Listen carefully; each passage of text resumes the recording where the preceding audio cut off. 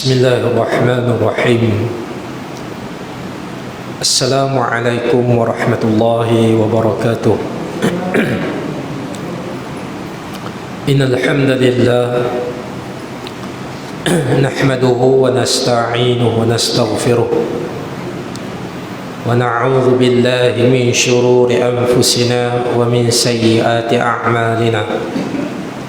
من يهده الله فلا مضل له ومن يضلل فلن هادي له.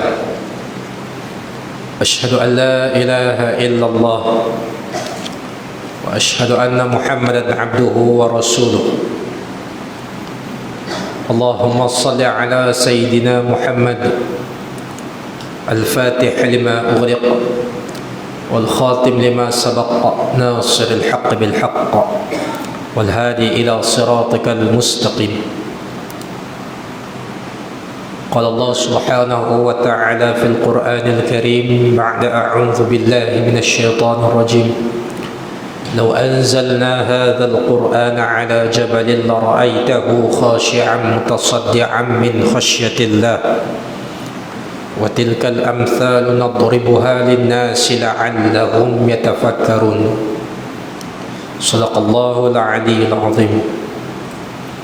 Alhamdulillah, puji dan syukur kita kehadrat Allah Subhanahu wa taala karena masih lagi memberikan kesempatan, ruang dan peluang untuk sama-sama kita bertemu dalam rumah Allah ini. Mudah-mudahan sedikit sebanyak pertemuan kita pada malam ini mendapat keberkatan, keampunan serta kefahaman daripada Allah Subhanahu wa taala. Tuan-tuan dan puan-puan yang dirahmati Allah, InsyaAllah pada malam ini kita akan menyambung perbahasan kitab Al-Adhkar karangan Imam Nawawi rahimahullah. Kalau ikutnya malam ni kita dah masuk bab yang baru berkenaan tentang zikir-zikir puasa. Jadi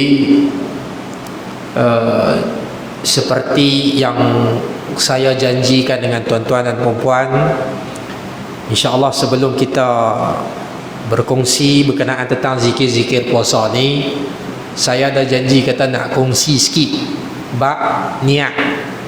Bab niat. Baik. Niat ni an-niyatu alif lam nun ya ta marbutah ta simpui an-niyatu. Kata Nabi SAW, innamal a'malu bin niyyat wa innama likulli imri'in ma nawa faman kanat hijratuhu lidunya ma yusibuha aw imra'atin yunkihuha fahijratuhu ila ma hajara ilaihi wa man kanat hijratuhu ila Allah wa rasulih fahijratuhu ila Allah wa rasulih atau kama qala Nabi. Nabi kata setiap perbuatan itu bermula dengan niat. Apa saja yang dia buat itu menunjukkan apa yang diniatkan. Dan kata Nabi SAW lagi, barang sesiapa yang berhijrah, ini hadis yang masa nak hijrah tu, nak hijrah pada Mekah di Madinah tu, ada daripada kalangan umat Islam yang berhijrah tu tak ikhlas. Itu ada yang disebabkan pasal dia nak ikut perempuan tu, gitu. Pasal nak ikut seorang wanita ni, dia pergi hijrah, di sahabat kawan ni pun nak pergi hijrah sekali. Tu Nabi kata barang sesiapa yang berhijrah kerana untuk dunia dan mendapat habuannya, ataupun dia berhijrah kerana untuk menikahi seseorang wanita tu, fahijratuhu ila ma hajara ilaihi, maka sesungguhnya penghijrahan itu adalah kerana benda tu saja. Nabi sambung lagi dalam hadis tu, wa man kanat hijratuhu ila Allah wa rasulih fahijratuhu ila Allah wa rasulih. Barang sesiapa yang berhijrah kerana Allah dan Rasulnya, maka penghijrahan itu adalah kerana Allah dan Rasulnya. Walaupun siap konteks hadis ni, siyaqul hadis, konteks hadis ni adalah nampak tumpu pada hijrah saja, tapi lebih bersifat umum. Sebab innamal a'mal, setiap perbuatan tu Selepas tu baru Nabi bagi contoh orang yang buat sesuatu sama ada kerana habuan dunia ataupun bukan. Jadi niat ni perkataan asal dia nawa. Nun, waw, ya. Ya yang tak ada titik tu, nawa. Nawa ni bukan masuk kot tolak tu. Tu nawa juga. Imam Nawawi ni pun pasal tempat dia duduk tu nawa, maka nisbah dia dengan Nawawi. Dengan Nawawi. Jadi Allah SWT nawa, ya tu, ya tak ada titik tu orang panggil ya maksurah. Kalau dibaca dia disilentkan, disenyapkan bunyi dia. Macam orang putih kan, plumber. Orang kita baca plumber, dia silent huruf B tu, plumber. Ada bunyi macam tu, dia silent sikit bunyi tu, dia disenyapkan huruf ya tu, bagi tak bunyi. Dia tak baca dengan nawai, nuai dan sebagainya. Kataan asal dia adalah nawa, niat. Baik. Jadi kata ulama bincang perkataan niat ni. Kita masuk sikit, saya pun kongsi serba sikit saja dengan keterbatasan pengetahuan saya ni. Baik. Di manakah tempat jatuh niat? Di manakah tempat jatuhnya niat? Mahallun niyyah fil qalbi, kata ulama. Dalam syarah sahihain, kitab sahihain, dua hadis sahih Imam Bukhari dan Imam Muslim, hadis pasal innamal a'malu binniyat, disyarahkan di manakah tempat jatuhnya niat. Maka kata ulama, mahallun niyyah fil qalbi, jatuhnya tempat niat itu di hati. Maka timbul beberapa isu. Antara isu yang timbul ialah, adakah kalau kita bercakap seorang-seorang itu dinisbahkan dengan niat juga? Dia tak. Kalau macam dalam drama Melayu ni, geraklah sembang seorang-seorang kan, dia duduk tepi bus stop, dia sembang seorang-seorang, dengar bunyi suara bercakap tu. Maka apa sahaja yang terlintas di dalam hati yang tidak terzahir bunyi dan suaranya, maka itu adalah niat. Kalau bahasa Melayu kita sebut dengan monolog, sembang seorang-seorang, monolog dalaman. Tu betulkan saya kalau saya salah. SPM 2008 tu masa mengaji monolog, kita duduk sembang seorang-seorang, maka itu pun termasuk dalam konsep lintasan hati. Jadi dalam lintasan hati ni, dalam 99 nama Allah mana yang bertindak, yang sesuai dengan nama yang membaca lintasan hati ni? Al-Khabir, Allah yang maha mengetahui dengan teliti. Al-Alim ni yang lebih bersifat umum, yang bersifat luaran. Al-Khabir lebih bersifat dalaman. Jadi untuk menjawab persoalan, adakah dengan cakap seorang-seorang yang sampai tak bunyi apa, atau adakah itu niat? Ya, dia termasuk dalam perkara tu. Cuma kita mungkin istilahkan benda tu dengan cakap seorang-seorang, tapi dari segi istilah dia masih lagi tergolong dalam perkara niat. Selesai. Habis dekat tu. Wallahu a'lam. Baik, saya ulang sikit lagi.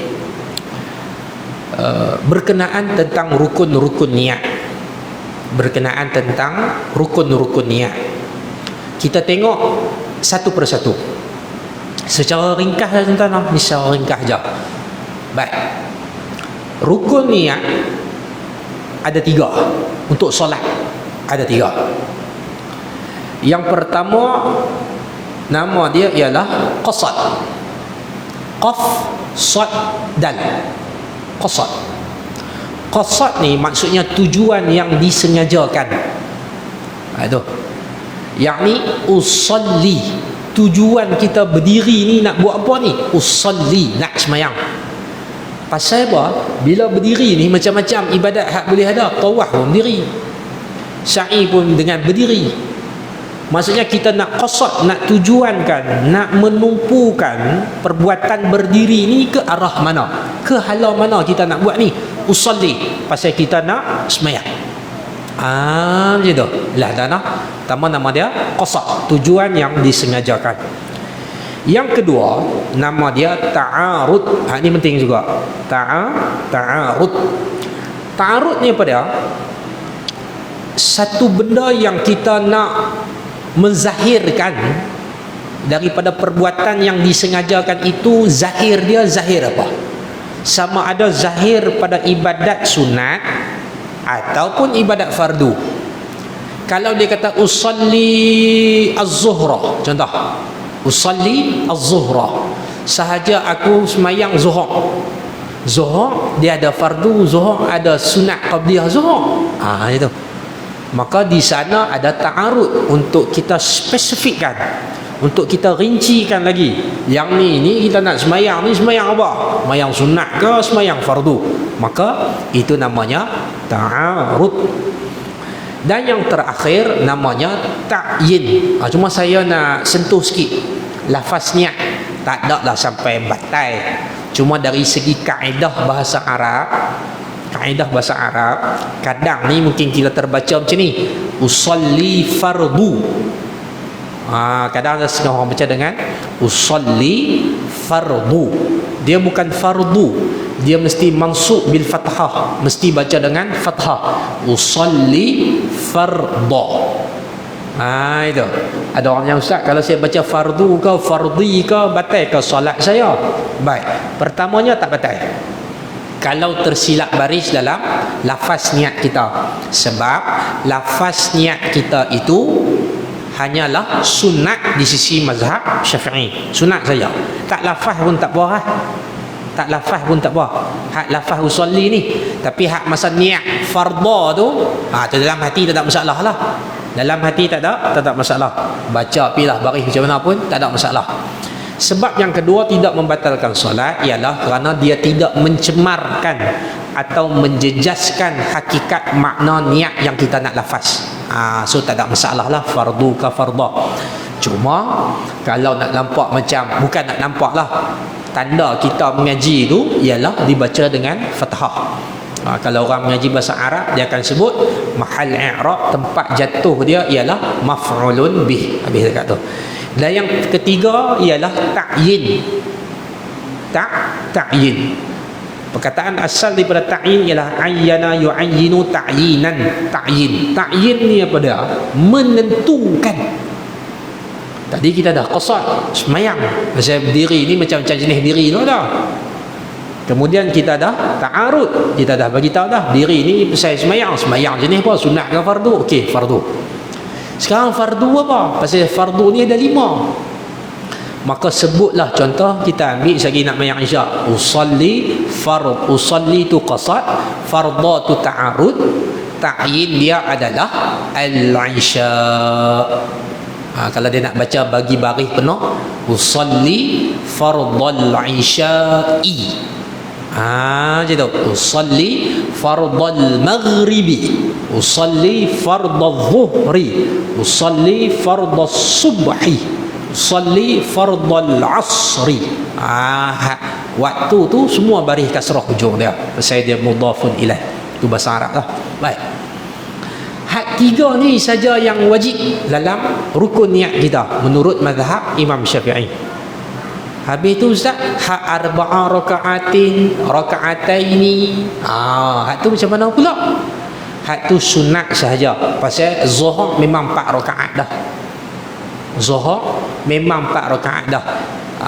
Makmuman, okey, kalau makmuman sunat kena baca. Pasal kita ikut duduk belakang imam. Tapi kalau semayang seorang tak baca pun tak apa, adaan pun tak baca pun tak menjadi masalah. Satu lagi, diifadahkan dengan lillahi ta'ala, disandarkan kepada Allah Ta'ala. Patut tak sebut? Dia tak bunyi, soalan saya tak boleh macam tu. Perlu ke sebut? Wajib ke sebut? Tu betul. Soalan tu betul. Wajib ke sebut? Jawapan dia itu hanyalah sunat sahaja. Wallahu a'lam. Jadi untuk merungkai masalah niat ketika lafaz solat ni, pasal kadang orang nak angkat takbir tu dia jadi panjang. Sahaja aku semayang fardu zuhur 4 rakaat, makmum tunai lagi. Makmum tunai pula kerana Allah Ta'ala bau bar dia tak. Baik, macam ni tuan-tuan. Saya nak urai sikit bab ni. Saya kena cakap sebab dan saya kena buat disclaimer awal. Tujuan saya bercakap tentang isu yang saya akan sebutkan saat ini bukanlah untuk mengeruhkan lagi keadaan, bukanlah nak memarakkan lagi api yang duk tengah terbakar. Semenjak dua menjak ni, isu berkenaan tentang mazhab kita Imam Syafi'i nampak agak panas sikit, sehingga ada beberapa golongan yang merendah-rendahkan mazhab Imam Syafi'i kita. Kerana sebahagian daripada orang yang mengambil jalan mazhab selain pada mazhab Imam Syafi'i, terutamanya mazhab Imam Ahmad bin Hanbal, mazhab Imam Abu Hanifah, ataupun mazhab Imam Malik, ataupun dia kata saya tak ada mazhab, saya ikut Quran dan Sunnah saja. Contoh, mereka dah cuba, bukan dah, naknya lama dah, merendah-rendahkan mazhab kita. Kenapa? Mereka menyangka yang kita duk buat ni payah lah. Dia kata, awak mazhab Syafi'i ni payah sangat ni. Itu nampak macam rumit. Sedangkan tariqah Syafi'iyah, jalan yang dibawa oleh Imam Syafi'i dalam untuk istinbat ahkam, untuk mengeluarkan sesuatu hukum, Imam Syafi'i menggunakan kaedah al-ihtiyat, berjaga-jaga. Saya bagi contoh mudah betapa berjaga-jaganya Imam Syafi'i dalam mengeluarkan hukum. Tanpa secara peribadi saya tidak menafikan taraf keilmuan imam-imam tiga yang lain. Macam ni, saya bagi contoh. Dalam mazhab Imam Malik, sentuh kulit lelaki dan wanita, tanpa syahwat, maka kalau dia dalam keadaan berwuduk, wuduk dia tidak batal. Sebab mereka ada dalil, tuan-tuan. Ada, bukan tak ada dalil, ada. Dalil tu pula kuat, tuan-tuan. Bukan kecil anak dalil ni, dalil kuat. Dalil yang diriwayatkan oleh Aisyah radhiyallahu taala anha sendiri. Aisyah sendiri riwayat hadis tu. Satu hari Aisyah tengah tidur.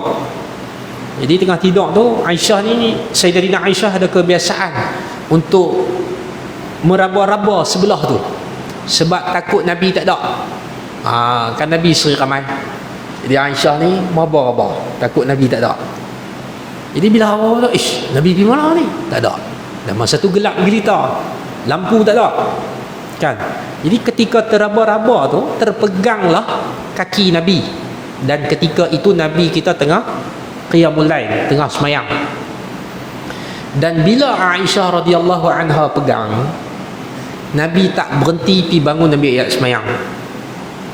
Nabi meneruskan solat dia.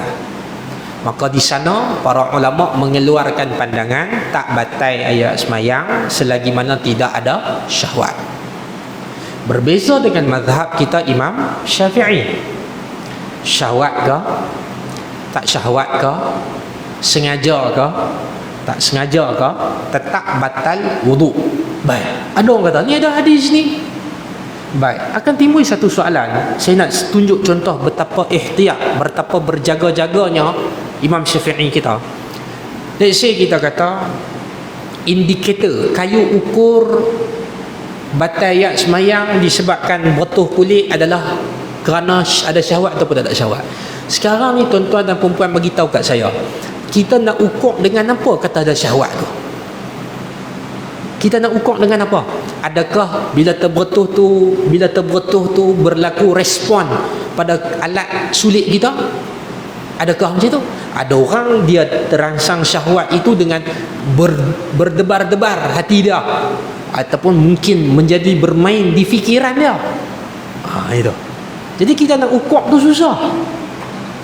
Tambah kalau main ikut dalam kepala ni, lagi susah. Pasal Imam Syafi'i sebut nahnu nahkum bizawahir, kita hanya hukum pada benda yang kita nampak saja, hak dalam ni kita tak nampak ni. Jadi Imam Syafi'i buat kaedah ihtiyat yang lebih berjaga-jaga, batal pihak sembahyang lain, selesai masalah. Macam tu. Jadi hari ni ramai orang mula merendah-rendahkan, payah nak niat ni, ta'arud lah, ta'yin lah, apa qasad lah, Lepas tu tok guru pondok kita pula susun sahaja aku semayang fardu maghrib 3 rakaat tunai, sebut pula tunai. Dia rasa benda tu membebankan dan susah. Dia macam ni tuan-tuan.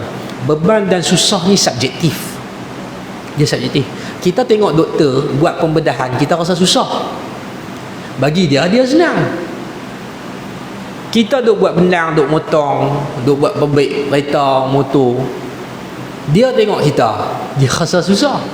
Kita duk bermandi minyak dengan benda-benda ni, kita rasa benda ni simple lah, kacang lah kita kata. Jadi mudah dan payah tu subjektif. Jadi kalau nak tahu payah ke tak, mudah ataupun tak mazhab kita, ramai belajar mazhab Syafi'i. Ni dia duk pergi dengar sikit tang ni, maka dia buat kesimpulan sehingga diapi-apikan. Adalah kumpulan-kumpulan yang agak fanatik sehingga membuat beberapa kenyataan yang merendah-rendahkan kedudukan darjat imam kita, Imam Syafi'i. Ala kulli hal, walau bagaimanapun, saya lebih cenderung kepada perbezaan pandangan ini agak mustahil untuk kita satukan. Sedangkan Imam Malik tu adalah tok guru kepada Imam Syafi'i. Akhirnya Imam Syafi'i buka mazhab baru. Dia tak Imam Malik tu tok guru kepada Imam Syafi'i, pengarang kepada kitab Muwatta, kitab agung dalam hadis. Tapi akhirnya Imam Syafi'i buat mazhab baru. Kita menghormati keseluruhan imam-imam yang muktabar, tanpa tak bolehlah kita menafikan sumbangan, keilmuan dan kemuliaan yang Allah Ta'ala berikan kepada mereka.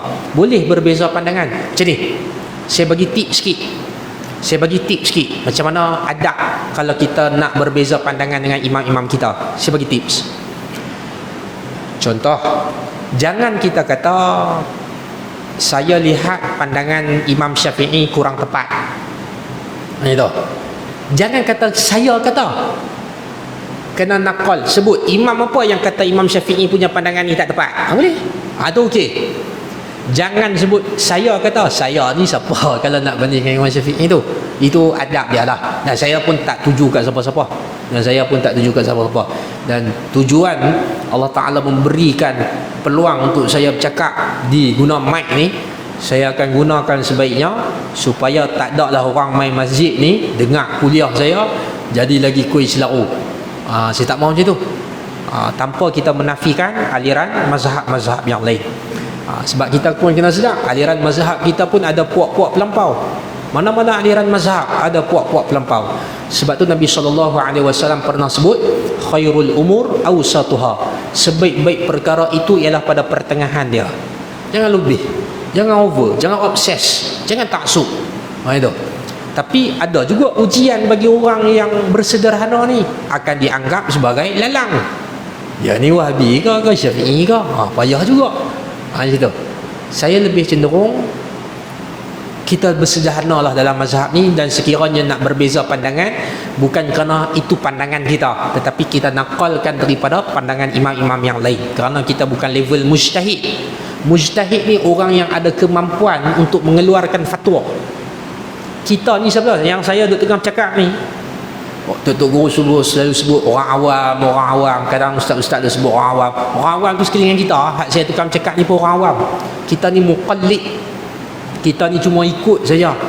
Nak tanya setiap perbuatan tu ada dalil. Tanya tengok hak yang baca doa qunut, apa dalil doa qunut? Jenuh tuan-tuan. Saya sendiri tak apa. Dalil tahiyat akhir, kacau. Riwayat siapa sebut, kacau. Kita tak ada dalil tu. Jadi kita mengikut saja.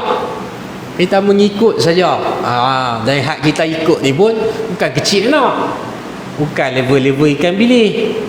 Besar juga lah tuan-tuan hak kita ikut ni. Wallahu alam. Jadi polemik berkenaan tentang payah lah nak ta'arud, ta'yin, qasad dalam niat ni payah sangat dia kata. Tak payah lah, main mengaji mazhab Syafi'i, mudah-mudahan diberikan kefahaman. Wallahu a'lam. Selesai, habis. Itu solat. Tapi kalau bab ibadat had lain ni, contoh mandi wajib. Rukun mandi wajib ni dua aja. Pertama, niat. Yang kedua, meratakan air ke seluruh tubuh badan yang boleh dicapai. Itu rukun mandi wajib. Jadi kalau dia tak niat nawaitu raf'al hadathil akbari lillahi ta'ala, dia tak lafaz niat lagu tu. Lafaz niat tu sunat, ataupun dalam hati pun dia tak niat, tetapi perbuatan dia tu dia tahu kata hak ni aku nak mandi wajib. Beza dengan mandi-mandi hak lain. Mandi sunat pun tak mandi macam ni, mandi harus pun tak mandi macam ni. Maka itu sudah pun diiktibarkan dia niat. Wallahu a'lamu bissawab. Ui, 8.30. Baik, kita masuk, selesailah bab niat noh. Seadanya saja daripada saya. Wallahu a'lam. Kita masuk bab zikir-zikir puasa. Noh. Kita masuk zikir-zikir puasa. Bismillahirrahmanirrahim. Qala Syekhuna al-Musannif rahimahullah wa nafa'ana bi'ulumihi wa 'ulumina fid darain. Zikir ketika melihat bulan sabit. Bahasa Arab sebut bulan sabit. Bahasa Arab ni unik tuan-tuan. Kalau tuan-tuan ingat, dulu saya pernah bahas tidur. Tidur ni ada macam-macam jenis istilah tidur. Subata, tidur yang lama, tidur yang deep sleep, tidur yang puas, yang berkualiti. Contoh bagi ruqud. Ruqud ni tidur macam Ashabul Kahfi, tidur yang lama. Apa lagi tidur? Sinah, la ta'khudhuhu sinatun. Tidur juga, tapi tidur hak terlap Ustaz. Perkataan-perkataan tu pada setiap perbuatan tu dia ada bahasa dia, ada istilah dia. Sama macam bulan. Setiap perubahan bulan tu dia ada nama-nama dia. Dan saya pun tak menguasai lah. Hak saya tahu bila kata bulan tu penuh, nama dia Badar, bulan purnama. Tala'al badru alaina. Al-Badar tu purnama, telah datang bulan purnama kepada kami. Itu. Ataupun dinamakan bulan itu dengan Al-Qamar, bulan juga. Bulan juga. Ada satu lagi, kalau mai anak bulan, nama dia apa? Takkan nak sebut Waladul Qamar, anak bulan. Tak, dia tak jadi lagu tu. Dia akan sebut nama dia Al-Hilal. Perencah tu. Hilal. Baik, kita bincang sikit. Sebab zikir ni ialah zikir ketika melihat bulan sabit. Sebab apa bila tengok bulan sabit kena zikir? Ni kita bincang. Bismillah. Bagaimana ulama nak sabit jatuhnya bulan puasa? Bagaimana nak sabit kata jatuhnya satu Ramadan? Ulama berselisih pandangan dalam beberapa isu ni. Ada dua kaedah cara untuk sabit bila jatuh satu Ramadan ni. Cara yang pertama, biru'yatil hilal, dengan melihat anak bulan. Sebab tu Imam Nawawi nakalkan hadis Nabi tunjuk macam mana cara nak baca bila tengok anak bulan. Cara yang kedua ialah dengan cara nisab, kira, hisab, bil hisab, dengan dia kira. Bulan Syakban ni dah cukup 31 hari dah ni, cukup dah ni. Jadi esok ni anak bulan mai ke, anak bulan tak mai ke, kita tetap puasa. Pasal kalau ikut hisab ni jatuh dah puasa. Jelas dah habis dekat tu. Cuma ulama khilaf tentang kita nak sabit jatuhnya bulan, jatuhnya puasa dengan kiraan. Ulama sisi pandangan. Cuma pandangan yang paling tepat sekali untuk nisbahkan ataupun untuk iktibarkan, iktiraf, kata hari ni jatuh satu Ramadan, mestilah tak lain tak bukan dengan cara tengok anak bulan, mesti perembang sampai jumpa.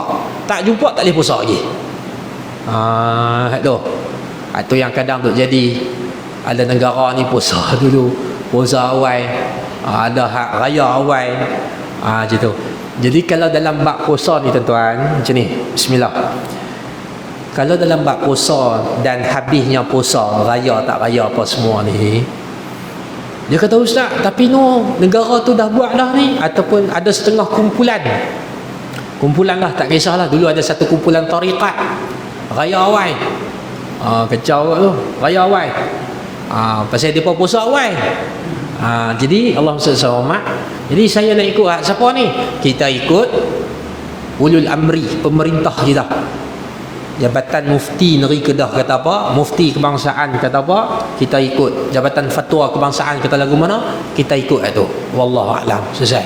Jadi ada keperluan tak kita nak tengok anak bulan? Kita tak ada keperluan tu. Dia kata, "Ha Ustaz, hak tengok tu geng-geng ahli falak dengan mufti je. Saya tak tengok, jadi saya tak puasa." Tak boleh. Dia pakai hak tu tak boleh. Pakai ngayak tu kira kena tang dia. Nah, kena tang dia. 30 hari tu tak langut tengok anak bulan. Kira tak payah puasa. Tak berhajat ke atas kita untuk tengok anak bulan. Cukup memadai pemerintah dan ulama untuk tengok dan bagi keputusan. Wallahu a'lam. Selesai. Habis dekat tu. Seterusnya, kami riwayatkan di dalam Musnad Ad-Darimi dan kitab At-Tirmidzi dari Talhah bin Ubaidillah radhiyallahu anhu dari Nabi sallallahu alaihi wasallam apabila melihat hilal. Hilal ni merujuk kepada anak bulan lah ataupun bulan Sabit, bulan Sabit. Lalu baginda mengucapkan, "Allahumma ahillahu alaina bil yumni." Allahumma ahillahu alaina bil yumni. Baik. Sana. Iaitu, ya Allah, jadikanlah bulan Sabit ini atas kami, yang ada atas kami ini berupa rasa aman. Macam ni. Sebab apa Nabi doa macam tu? Ada sebab. Nabi SAW apabila berlakunya perubahan fenomena alam ataupun perubahan alam, gerhana matahari ke, gerhana bulan ke, kan, apa saja, guruh ke, kilat ke, sesuatu yang pelik yang berlaku di alam, Nabi SAW akan berasa takut. Kerana kemungkinan musibah datang daripada Allah, daripada langit itu ada. Maka Nabi doa supaya bulan Sabit yang ada ni, ialah bulan Sabit, perubahan cahaya yang ada pada bulan tu tidak memberikan kemudaratan kepada kita. Bukan bulan tu. Kena clear. Takut saya hidup faham bulan tu yang bagi kita. Tak. Kadang-kadang Allah menurunkan tanda-tanda. Contoh macam hari itulah tuan-tuan. 2004 apa dulu berlakunya tsunami. Ikan mai berenang ke tepi laut. Itu isyarat alam. Orang faham, orang laut dia tahu lah ni ada something wrong ni nak jadi ni. Tapi adakah bermakna ikan tu yang buat tsunami? Tak. Bukan maksudnya macam tu.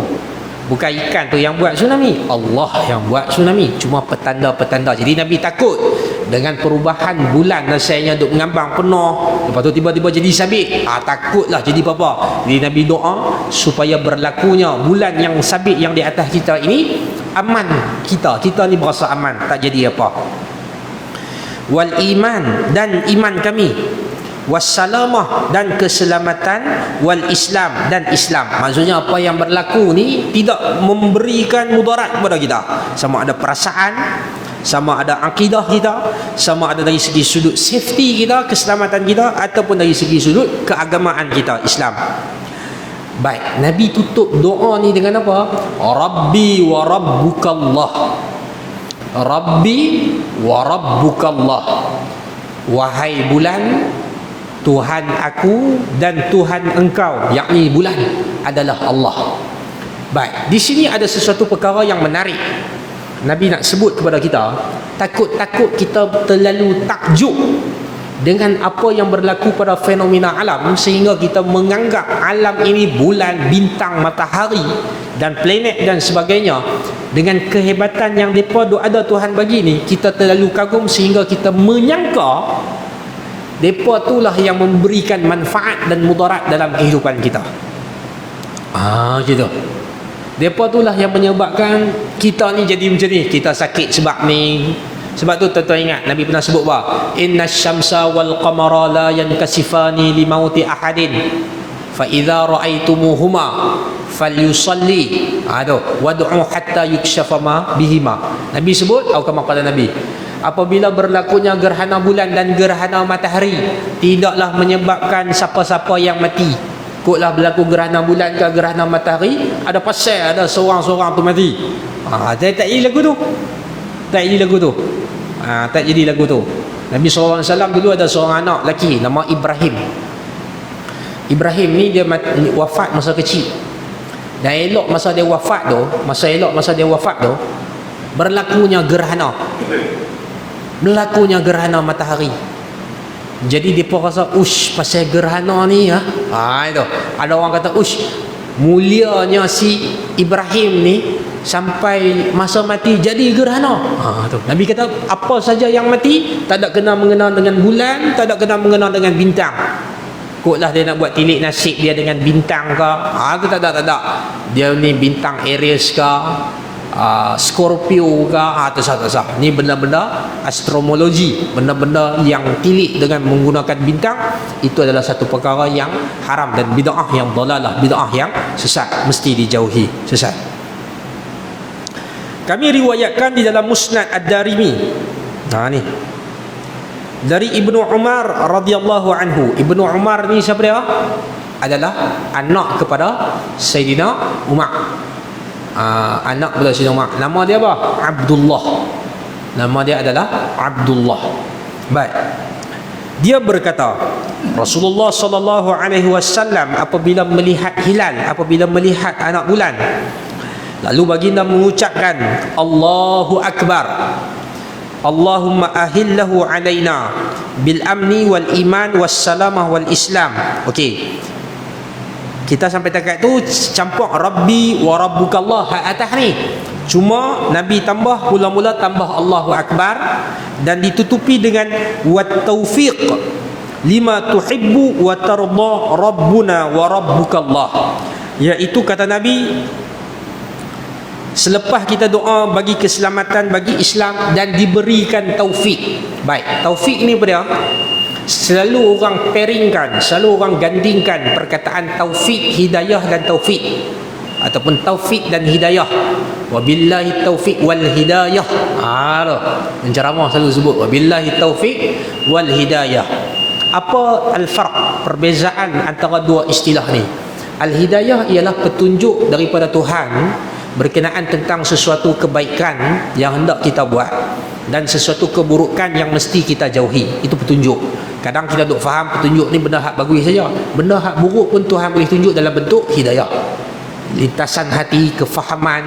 Itu contoh orang kata, Ustaz, saya ni tak pakai tudung lagi bukan pasal apa, saya tahu pakai tudung ni wajib, saya ni tahu semayang ni wajib, tapi biasalah Ustaz, seru tak sampai lagi. Seru tu sampai dah sebab dia dah tahu benda tu wajib. Tapi yang tak sampai lagi apa dia? Taufik. Kekuatan untuk melaksanakan sesuatu seruan, itu taufik. Lepas tu kita doa ke Allah Ta'ala untuk diberikan, sesudah diberikan hidayah, bagi taufik. Dianjurkan untuk kita membaca doa, Rabbana la tuzigh qulubana ba'da idh hadaitana wa hab lana min ladunka rahmah innaka antal wahhab. Wahai Tuhan kami, janganlah engkau palingkan hati kami sesudah engkau beri hidayah. Sesudah Tuhan bagi petunjuk ni, kita dah ada kekuatan ni nak buat ni, tiba-tiba Tuhan bolak balikkan hati kita. Lepas tu kita disarankan juga doa, ya muqallibal qulub thabbit qulubana ala dinik wa ala ta'atik. Wahai si pembolak balik hati, tetapkanlah hati kami di jalanmu dan di jalan keimanan ketaatan kepadamu. Wallahu a'lam. Lima tuhibbu wa tarda, dengan apa yang engkau cintai dan yang engkau redai. Kita doa juga kepada Allah Ta'ala sesudah kita tengok anak bulan ni, selain pada keselamatan, keimanan, keislaman, dari segi taufik, kita doa juga Allah dorong kita untuk melakukan sesuatu perkara yang Tuhan suka dan Tuhan redha. Pasal fungsi dan tanggungjawab kita atas muka bumi Tuhan buat ni. Dia kata, Ustaz, kita duduk atas muka bumi ni kan ada apa pun, kita buatlah. Dia kata, buatlah macam mana pun, janji tak kacau orang. Ramai orang faham fungsi hidup ni janji tak kacau orang. Janji tak kacau orang. Tak kena konsep tu. Tak kena. Bukan yang nak difokuskan tu orang, yang nak difokuskan tu Tuhan. Sedangkan kasut, tapak kasut kita, kasut lah senang tak? Kita buat kasut ni pun ada tujuan dia, ada pasal. Tak ada orang saja-saja cipta kasut. Orang buat kasut ni nak lindung pada kena kaca, kotak, benda-benda tajam. Sedangkan kasut pun ada tujuan. Tiba-tiba kita hidup ni kita tak kita buat pilah lagu mana pun, tak kena. Sebab tu tak boleh rasa-rasa. Sebab tu Abah Sekumpul, kalau tuan-tuan bisa dengar Abah Sekumpul, seorang ulama di Indonesia, dia pernah sebut kepada tuan, janganlah merasa pandai, tapi hendaklah pandai merasa. Janganlah merasa pandai, tapi hendaklah pandai merasa. Tu maksud dia tu tinggi tu. Maksudnya apa? Jangan bila kita nak buat sesuatu ni, jangan kita rasa hak kita buat tu betul. Kalau tak ada panduan Quran Sunnah dan panduan daripada ulama, kita tak rasa hak kita buat tu betul dah tu. Rasa betul. Tapi hendaklah pandai merasa. Pandai merasa ni macam mana tuan-tuan? Contoh dia nak buat satu-satu benda ni, ataupun orang kata ni mainlah join ni, baru ni ada satu isu semasa sikit lah, isu semasa sikit. Kalau tuan-tuan bisa dengar pelaburan emas quantum metal, lepas tu kata hak ni bagus, patuh syariah lah, apalah. Dia kena pandai merasa. Dia tak boleh terlalu cepat ikut orang. Dia kena ni ada something wrong, tak kena ni, selidik sat dulu. Selidik. Sebelum nak buat apa, kata guru tua kami ni, untuk satu urusan 10 kali fikir. Jangan 10 kali urusan dah buat, sekali fikir. Bahaya. Itu akan menyebabkan kita tergopoh gapah dan akan menyesal di kemudian hari. Baik, itu peringatan untuk saya juga. Jadi apa yang kita kejar adalah Tuhan suka tak apa kita buat. Alam kita duk rasa lendik dengan manusia. Contoh kan, kadang saya duk ceramah ni kan, kadang ni bila ceramah ni bahaya kot tuan-tuan. Dulu kita tak ada live, jadi tak ada live ni saya cakap lebih kurang. Jadi bila ada live ni saya beringat. Jadi baguslah, ada hikmah lah supaya saya memperbaiki tutur bicara saya. Kadang fikir saya setiap kali balik tuan-tuan, saya akan cek balik. Saya akan dengar balik kuliah-kuliah saya. Kalau live lah, saya akan cek balik, ada aku salah cakap. Jadi kalau silap cakap segini, orang kata apa pula lah. Itu diutamakan tentang apa orang kata, itu bahaya. Diutamakan penerimaan orang pada kita pun bahaya juga. Bukan keutamaan kita penerimaan orang. Kalau nak orang terima, sampailah ramai je yang tak terima Nabi Muhammad sebagai Nabi. Dan sampai hari ni pun ramai saja orang tak terima Allah sebagai Tuhan. Jadi takkan kita lebih, kita nak semua orang boleh terima kita. Tak boleh. Mesti Tuhan pun, Allah sendiri pun, tak semua orang terima dia sebagai Tuhan. Jadi yang nak dipuaskan bukan kehendak kita, kehendak makhluk, tetapi adalah kehendak Allah. Apa yang kita nak kemuncak bagi seorang mukmin itu ialah seperti mana dia redha dengan Allah. Kemuncak mukmin sejati ni, betul tuan-tuan, kata guru kami, kemuncak dia bukan takat dia redha Allah, bahkan Allah membalas keredaan tu dengan Tuhan redha dia balik. Tuhan redha dia balik. Hak tu yang kita kejar. Maka saya sentuhkan sikit yang terakhir lah. Yang terakhir saya sentuh sikit, macam mana nak pupuk diri kita untuk kita redha dengan Allah. Saya sebut satu je, pasal masa pun agak terhad. Dan apa yang saya nak kongsikan ni tak lain tak bukan hanyalah untuk saya juga, iaitu dilarang sama sekali untuk kita merungut segala ketetapan dan ketentuan Tuhan. Larang. Tak boleh. Jangan kata apa, sengap.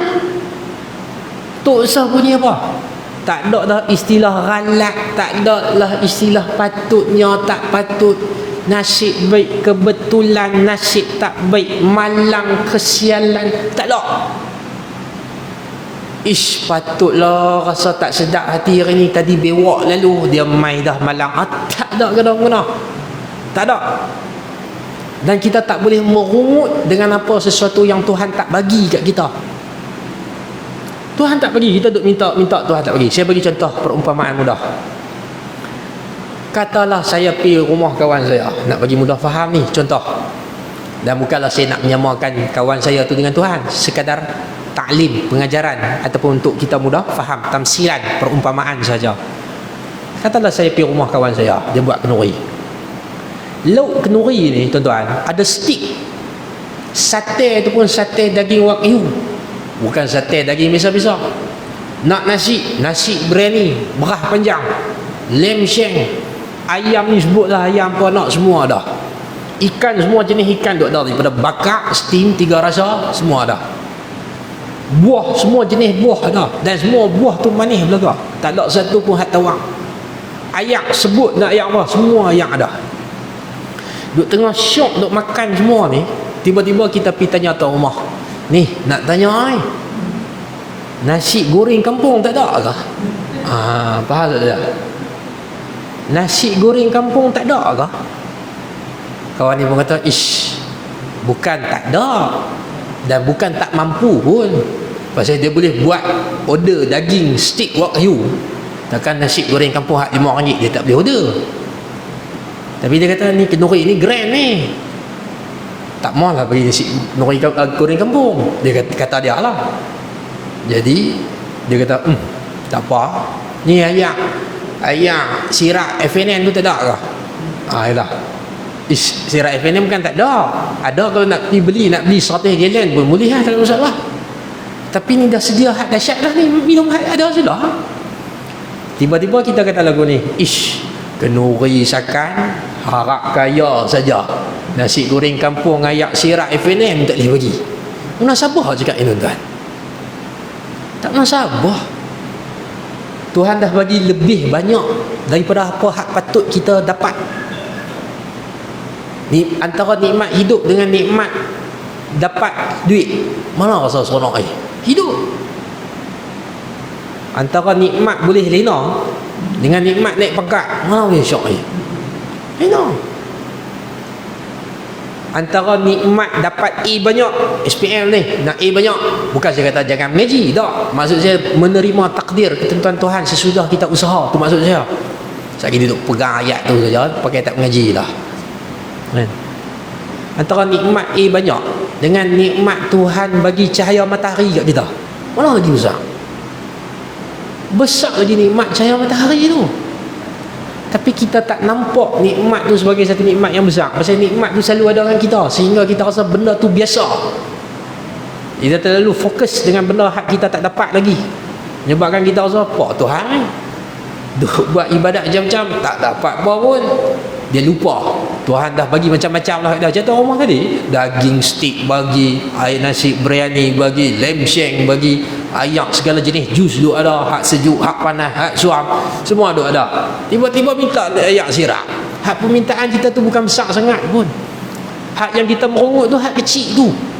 Sebab tu kata guru tua kami, tidak layak ke atas hamba untuk merungut segala sesuatu yang Tuhan telah tetap dan putuskan ke atas dia 500 tahun sebelum adanya langit dan bumi.